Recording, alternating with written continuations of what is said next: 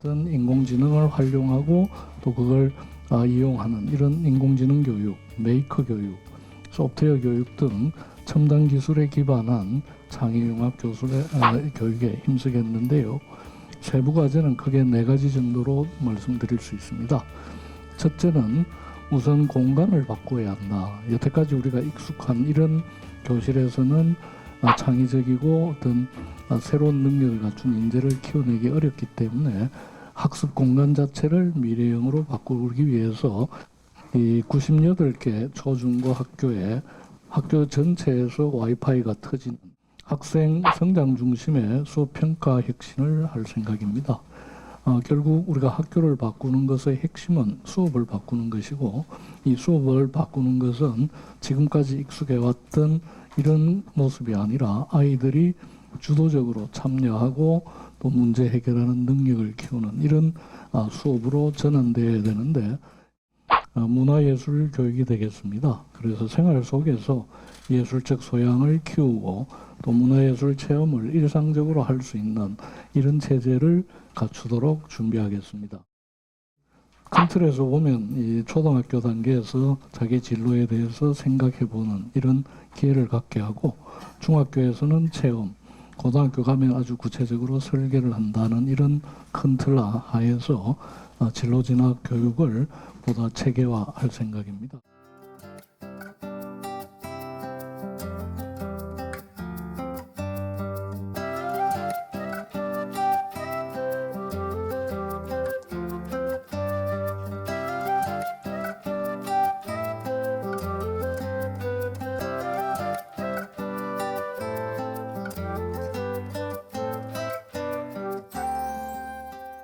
전국에서 우리 부산이 학령 인구가 가장 급속하게 줄어들고 있습니다. 그래서 아시다시피 이제 전국에서 또 대도시의 경우에는 초등학교는 240명, 중등은 300명 이하를 이제 소규모 학교로 선정해서 이걸 가능하면 통폐합하도록 이렇게 안내를 하고 있는데요. 그런 기준에 따지면 부산의 630개 학교 중에 거의 130개가 이 소규모 학교에 해당이 됩니다. 그런데 이 소규모 학교라고 다 통합할 수는 없고요. 저희들이 여러 가지 조건을 감안해서 2023년까지 30개 학교 정도를 적정 규모로 통합하려고 지금 추진하고 있고, 이미 진행된 곳도 상당히 있고 앞으로 이제 추진해야 될 곳도 있는데, 어쨌든 2023년까지 전체는 한 30개 학교 정도를 통폐합하려고 하는데, 이 과정에서 이제 그 학부모 동의가 제일 중요한데, 학부모님들이 동의를 해주시더라도 또 실제로 동창회나 뭐 이렇게 지역사회에서 또 끊임없이 문제 제기를 하고 해서 생각만큼 이렇게 잘 추진되지는 않지만 꾸준히 이 학부모와 또 동창회나 지역 주민들을 설득해서 이게 그냥 무슨 경제적인 논리로 작은 학교니까 통합해야 된다가 아니라 우리 아이들이 제대로 질 높은 교육을 받기 위해서도 소규모 학교는, 예를 들자면 초등학교가 지금 60명, 70명 있는 학교는 6년 동안 10명만 만나고 올라갑니다. 아이들이 인간관계를 맺을 폭이 굉장히 제한되고요. 또 이런 학교에서는 다양한 방과 프로그램 이런 거 운영하기 어렵습니다. 그래서 경제적인 논리가 아니라 실제 아이들한테 양질의 교육적 혜택을 제공하기 위해서도 적정 수준의 규모는 갖춰져야 되기 때문에 통합을 이제 여러 조건을 감안해서 필요한 데는 통합을 하려고 지금 추진하고 있는데 쉽지는 않습니다. 아까 뭐 방송 운송 중의 경우에도 이미 통합 결정은 이전에 다 났는데 일부에서 체육관 공사를 하니까 아들이 안전하지 않다는데요. 실제로 가보시면 알지만 그 체육관 공사는 아이들이 다닐 학교하고 거리가 있는 데입니다. 그리고 실제로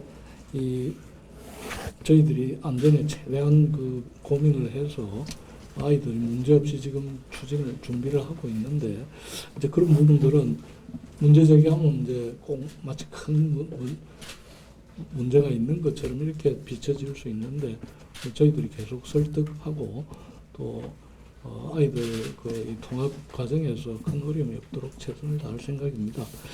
정시모집 문제는 실제 참 난감합니다. 왜냐하면 저뿐만 아니고 대부분의 교육감들이 결국 지금까지 해왔던 이런 소위 지식 중심의, 그래서 정답 잘 골라서 이 성적 잘 받고 줄 세우는 이런 교육이 아니라 미래 교육으로 전환해야 된다고 다들 생각을 하는데, 그리고 또 그것은 근거가 없는 게 아니라 2015 개정 교육과정 자체가 영양 중심으로 개편돼 있고, 또 문재인 정부 들어와서 소위 고교 학점제를 확대하면 결국 지금의 수능 체제를 가지고는 줄을 세울 수가 없습니다. 각기 자기 관심에 따라서 다양한 과목을 들은 아이들을 같은 시험으로 줄 세운다는 것 자체가 모순이기 때문에 입시제도가 큰 틀에서 변화해야 된다는 게 대다수 교육감들의 판단이고, 또 그런 요구들을 계속 해왔는데 최근에 몇몇 사례들 때문에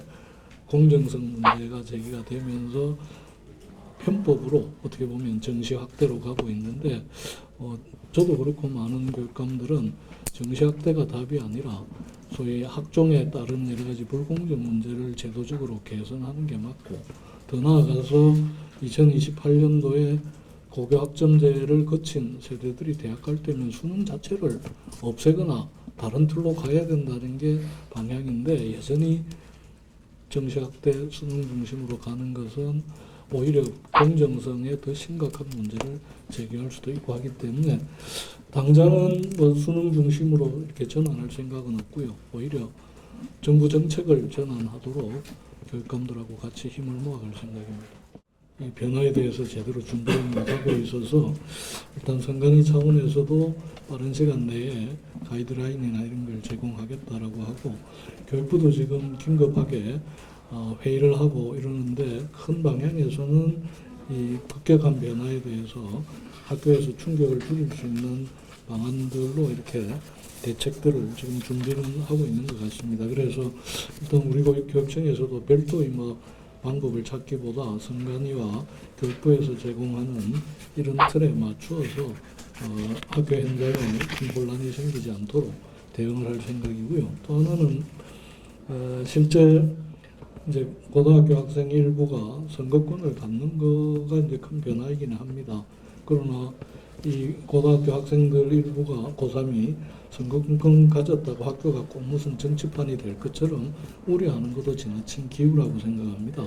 왜냐하면 OECD 국가 중에서 선거권을 19세로 막아놨던 나라가 우리나라뿐이지 않습니까? 대개 다 18세고 그 이하까지도 투표권을 주고 있는데, 그래서 이거는 이 세계적인 추세일 뿐만 아니라 실제 거꾸로 좀 생각을 해보면 대학교 1학년들부터 다 투표권 갖고 있지만 대학이 무슨 정치판이 됐습니까? 투표권을 갖는다는 거 하고 선거운동을 해서 그 학교 공간이 무슨 선거판이 되는 거하고는 전혀 다른 문제거든요. 그래서 아까도 말씀드렸듯이 투표권을 가진 교복 입은 시민으로서 우리 학생들이 자기 권리를 올바르게 행사할 수 있도록 잘 안내하고 지도를 하는 게 과제이지, 마치 18살로 내려가면 학교가 쑥대기판이 될 것처럼 걱정하는 건 저는 좀 지나치다고 보고요. 그래서 학생들의 투표권을